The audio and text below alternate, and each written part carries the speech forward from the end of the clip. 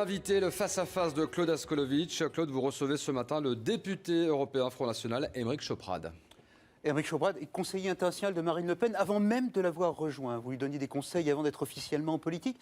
Question, là on en parlait, vous vous souvenez de l'émotion qui a pu vous saisir au moment de la chute du mur de Berlin? Je me souviens, effectivement, je me souviens, j'étais quand même assez petit. Mais oui, c'était important. En 1989, je ne sais plus quel âge j'avais. J'étais ado, mais c'était important, c'était l'effondrement d'un monde. Et aujourd'hui, d'ailleurs, ce qu'il faut dire, c'est qu'il y a un risque que cette fracture se reconstitue avec la politique dangereuse de l'Union européenne et des États-Unis contre la Russie. Ce serait quand même 25 ans après incroyable qu'on puisse retourner vers cette situation de fracture. Poutine n'est pas l'héritier de l'Union soviétique, y compris dans ses méthodes, y compris dans son expansionnisme, y compris dans sa dureté. Non, Poutine est quelqu'un qui a repris l'idée de grandeur russe. Ce n'est pas quelqu'un qui est dans le soviétisme. Il n'est pas du tout un héritier du communisme. Il essaie de restaurer la grandeur de la Russie. Il a été un peu formé là-dedans. Bien sûr, mais c'est quelqu'un de cette génération. Mais il a un mode de pensée très différent. Et il est simplement quelqu'un qui est un patriote russe et qui essaie de défendre les intérêts de la Russie, je crois. Est-ce que vous êtes un agent russe? Objectivement. Écoutez, je dis ça parce que vous avez un blog qui s'appelle Réel Politique où on dit vraiment les choses. Est-ce que vous êtes objectivement un agent russe dans la politique française? Je comprends qu'il faille réveiller les gens avec de l'humour le matin. Non, ça n'était pas. Non, mais l'idée, c'est quand même que c'est par rapport aux intérêts de la France que nous définissons au Front National nos positions. Si nous avons cette vision d'avoir un partenariat fort avec la Russie, c'est parce que nous croyons dans ce monde multipolaire. Nous croyons que nous avons besoin d'équilibre avec les États-Unis. Et donc, il faut une politique raisonnable et une politique équilibrée vis-à-vis de Moscou.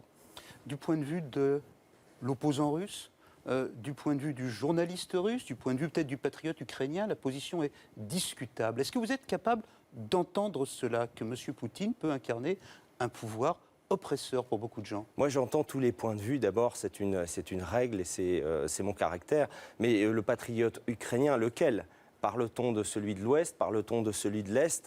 Vous savez, c'est le problème de l'Ukraine. C'est un pays qui a été divisé, qui a un tropisme vers l'Ouest, un tropisme vers l'Est. Et nous avons dit depuis le début qu'il fallait entendre les deux points de vue et construire une situation équilibrée. Pourquoi est-ce que le patriotisme français peut être conçu chez vous, je parle du Front National, de manière assez dure, et vous n'envisagez pas un patriotisme qui parlerait d'identité ukrainienne? Quelle différence? Non, c'est un patriotisme qui n'a rien de dur. C'est simplement l'idée que... Votre patriotisme? Le patriotisme ukrainien doit se fonder sur la prise en compte de toutes les Ukraines. Vous saviez que sur un plan géopolitique, il y a plusieurs Ukraines. Nous, ce que nous disons, c'est simplement que vouloir pousser l'Ukraine dans son ensemble vers l'Union européenne et vers l'OTAN est une folie. C'est nous, pourquoi est-ce que vous ne nous aimez pas? C'est nous, l'Union européenne, c'est la France. Elles sont bien nos valeurs, elles sont supérieures à celles de M. Poutine. Non mais attendez... Je vous pose la question, oui. Est-ce que les valeurs de la République française, de nos démocraties, on va dire occidentales, sont, au fond, de votre point de vue, d'intellectuels libres, supérieures quand même aux valeurs de M. Poutine? Les valeurs de la République sont les nôtres, au Front National évidemment, et encore une fois, nous nous définissons par rapport à l'intérêt de la France seule. Uniquement. Et ce que nous disons simplement, c'est la voie de la sagesse. C'est de dire que quand vous avez une situation complexe comme celle de l'Ukraine, il faut une neutralité de l'Ukraine, une Ukraine qui soit l'interface entre l'Union européenne et la Russie, et non pas un motif de clivage, un motif de tension. Est-ce que M. Juncker doit démissionner de son poste de président de la Commission européenne après les révélations sur les pratiques fiscales du Luxembourg quand il le dirigeait? D'abord, les révélations nous étonnent peu. Malheureusement, cette collusion avec les intérêts, avec l'argent, elle est permanente à la Commission européenne et dans les institutions européennes. Vous savez, c'est un système d'oligarchie.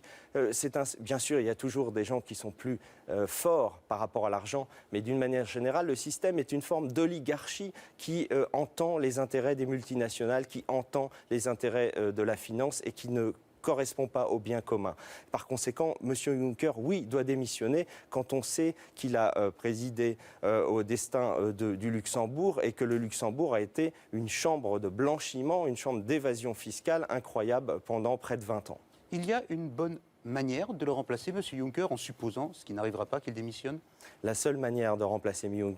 Juncker, c'est de remplacer cette Union européenne par un système réaliste, pragmatique, fondé sur l'identité, la souveraineté des nations, la coopération entre les nations. Ce système ne marche pas. L'Union européenne, dans sa forme actuelle, a produit plus de chômage, elle a produit plus d'insécurité, elle a fait perdre aux nations européennes leur place sur la scène mondiale. Elle est donc une machine à détruire les nations européennes. On parle de la France. Vous avez dit à plusieurs reprises que nous vivions en France dans l'époque du grand remplacement. Les Français authentiques de souche, comme vous et moi, seraient remplacés par de nouveaux Français. Vous avez dit également, récemment dans un texte, qu'une partie des musulmans qui vivent en France devraient partir.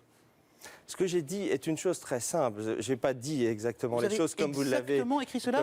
Une partie des musulmans, vous avez dit une partie des musulmans qui sont en France devront partir. Et vous dites d'ailleurs sur des critères de politique internationale. Non.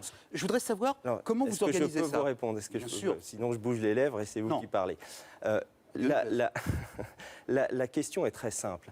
Il y a évidemment dans une grande partie de la population de confession musulmane des gens qui sont parfaitement intégrés, parfaitement assimilés, parfaitement honnêtes, et ils sont les bienvenus, ils sont citoyens français. Ce que j'ai dit simplement, c'est ceux qui refusent de s'assimiler à la civilisation française, à la culture française, à nos modes de vie, nos modes de pensée, nos valeurs fondamentales. Je prends un exemple très simple, le statut de la femme dans la société française. Eh bien, ceux-là n'ont pas vocation à rester. Je voudrais être un tout petit peu plus précis, spécifique. Est-ce qu'un monsieur barbu qui prie 5 fois par jour et dont la femme porte un simple foulard sur la tête peut rester français? Mais je crois que le signal qui est envoyé aux Français quand on est dans cette voie d'orthodoxie salafiste n'est pas un signal positif, ce n'est pas un signal fort.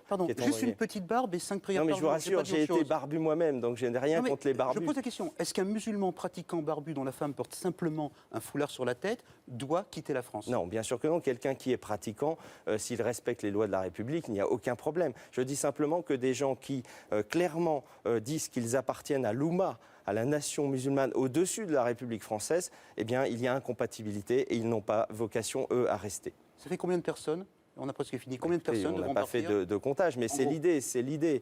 100, 10, 100 000, combien de musulmans devraient, si vous avez le choix, quitter la France? Nous avons une idée qui est la politique d'assimilation. Nous voulons que les gens s'assimilent mieux à la France pour restaurer l'unité de la France. Vous savez, ça ne vous a pas échappé, M. Askolovitz, qu'il y a des fractures importantes, qu'il y a une peur grandissante des Français vis-à-vis de l'islam. Toutes les études le montrent. Eh bien, ce que nous disons simplement, c'est qu'il faut faire des choix clairs et que les musulmans fassent des choix clairs, choisir la France, choisir sa civilisation, choisir son histoire et ses valeurs. Bien partir.